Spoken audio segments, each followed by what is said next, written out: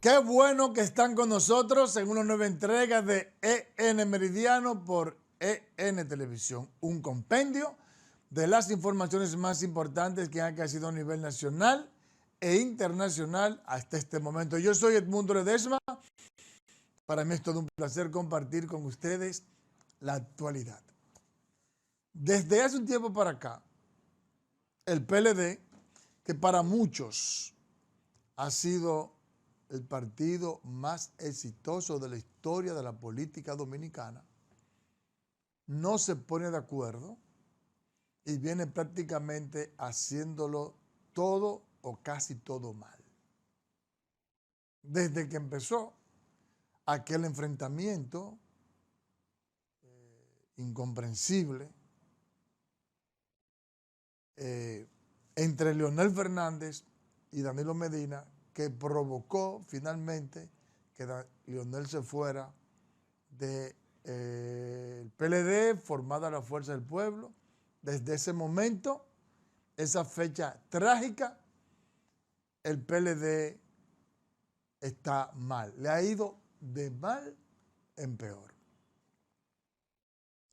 Antes, un partido cuya principal fortaleza era la disciplina, se imponía el centralismo democrático, donde la mayoría se subordinaba a la decisión, la minoría se subordinaba a la decisión de la mayoría, discusiones, decisiones que se tomaban a lo interno del comité político del PLD.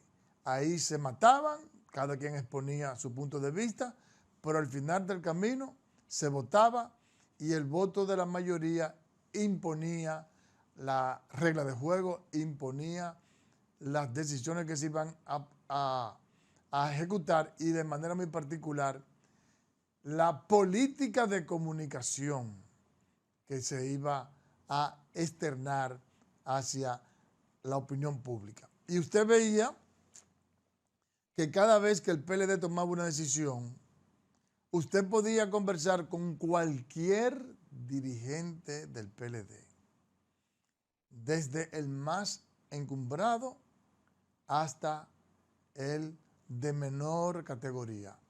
Y todos esbozaban el mismo discurso. Incluso una de las ventajas que mantuvo el PLD mientras fue el partido hegemón de nuestro sistema sobre el PRD, ahora PRM, que era el partido de oposición, era precisamente la coherencia en su línea de comunicación. Usted entrevistaba a cualquiera del PRM y cada quien decía lo que le daba la gana. Opiniones difusas, diferentes. Ahora pasa lo contrario. Usted ve una línea de comunicación coherente en el PRM y en el PLD todo el mundo tiene opiniones diferentes. Y dicen lo que le da la gana a los medios de comunicación. Y entonces, evidentemente, así no hay oposición. ¿Qué pasa? Ahora hay una crisis en ciernes. ¿Por qué? Porque digamos que los seguidores, miembros del comité político y del comité central que siguen a Danilo Medina, favorecen que nueva vez, como pasó en el 2024, se elija por adelantado al candidato a la presidencia del PLD. El grupo de Danilo está de acuerdo Francisco Javier García, que aparentemente en este momento, y que quede claro, para mí es el mejor candidato que tiene el PLD en este momento. Pero además, él está de acuerdo con que se elija por adelantado porque él ha hecho la tarea en el último año y ahora él es el que está mejor posicionado. Y si ahora hay un proceso interno, todo parece indicar que él ganaría fácil. Pero entonces, los otros candidatos que en el 24 estuvieron de acuerdo con que se adelantara o mejor dicho, que en el 20 estuvieron de acuerdo con que se adelantará para el 24 el candidato, como el caso de Abel Martínez, el caso de Juan Ariel, el caso de Francisco Domínguez Brito, de Margarita Cedeño, de Fernández, de Chelín Mariotti, etcétera, etcétera. Todos ellos están en contra. Uno de los argumentos para rechazar esa moción es que elegir el candidato a destiempo es ilegal, viola la ley de partido y viola la ley electoral. Vamos a ver entonces esta historia donde Héctor Olivo, que es el vocero, el jefe de comunicación, de prensa, del PLD, dice que no, que eso no es ilegal y que esa es una iniciativa que va a favorecer los intereses del PLD. Veamos. La Junta Central Electoral emitió un comunicado mediante el cual prohíbe la elección anticipada de candidatos de cara a las elecciones del 2028. El Partido de la Liberación Dominicana, que se encuentra en el ojo del huracán por la decisión de su comité político de escoger un aspirante a la candidatura presidencial, asegura que no ha violado los plazos electorales, ya que no presentaría a su aspirante hasta octubre del 2027. No es violatorio, eso es lo que se ha explicado, porque los partidos tienen sus estatutos, tienen sus normas por las cuales se rige. Lo que se ha hecho de convocatoria, que ha hecho el comité político para el 8 de junio, es una convocatoria al comité central, quien es la estructura que indica, en este caso, indicará cuáles serían los aspirantes a precandidatura. Entonces todo eso es un proceso interno, es un proceso de consulta interno que no tiene esa vinculación así con el tema electoral, porque nosotros estamos obligados a cumplir la ley y escoger un candidato formal, ya como lo dice la ley, en octubre del 2027. En el caso de Francisco Javier García y otras posibles aspiraciones, Héctor Olivo, vocero del PLD, asegura que la Comisión de Seguimiento, Unidad y Arbitraje será quien determine lo admisible. No, entonces en ese caso eso lo va a determinar esa reunión del Comité Central. La Comisión de Seguimiento, de Arbitraje y Unidad, que ya les cité sus componentes, ellos estarán en ese trayecto de aquí o de que terminó la reunión del comité político hasta el 8 de junio, haciendo consulta con esos compañeros y compañeras que ellos entienden las condiciones para aspirar a la candidatura presidencial. Y entonces, de lo que resulte de esa conversación, presentárselo al Comité Central para que realmente lo escoja. En el contenido de la comunicación, la Junta Central Electoral reitera que cualquier consulta interna, anuncio público o movilización con fines electorales antes del mes de julio de 2027 constituyen una violación expresa de la ley, pero el PLD asegura que mientras no se presenten aspirantes antes de la fecha, no habrá violación de ley. Joan Vázquez, ACD Media Noticias. Por ejemplo, Juan Ariel envió una carta al comité político, recuerden que él está en Harvard, está aquí, pero él envió una carta al comité político explicando que el adelanto del proceso electoral interno en el PLD viola la ley. Ahora, ¿qué pasa? Es que hay una jurisprudencia, como dirían los abogados. En el pasado proceso, la Junta Central Electoral, que dice que es violatoria, sin embargo, él permitió que se hiciera la denominada consulta. Hay alegatos de abogados del propio PLD, que son miembros del comité político, que están en contra del proceso, y hay abogados del PLD, miembros del comité político, que están a favor. Y cada cual tiene su argumento. Yo no soy abogado, no me voy a meter en eso.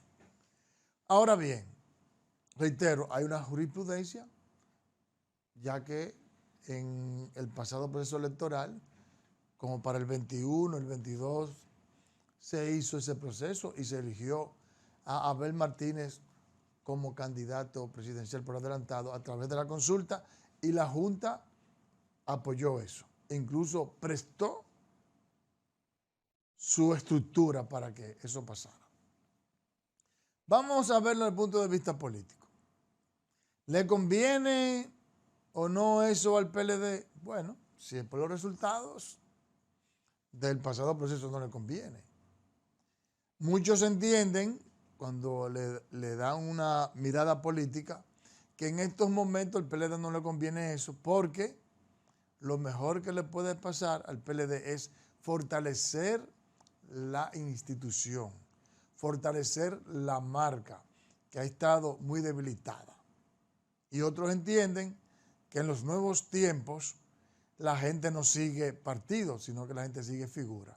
Entonces hay que fortalecer la figura del PLD porque tiene una desventaja con el PRM y con la Fuerza del Pueblo. Primero, porque el PRM está en el poder, tiene todos los resortes del gobierno, del Estado, para potencializar su candidato, y porque la Fuerza del Pueblo ya tiene un candidato muy conocido que es Leonel Fernández. Virtualmente podría ser Omar Fernández, que también tiene un posicionamiento envidiable, de acuerdo a todas las encuestas. Y que por eso, como el PLD ahora como partido está en tercer lugar y como la figura menos potable también es la del PLD, ellos tienen que trabajar para adelantar el asunto. Esas son las dos visiones.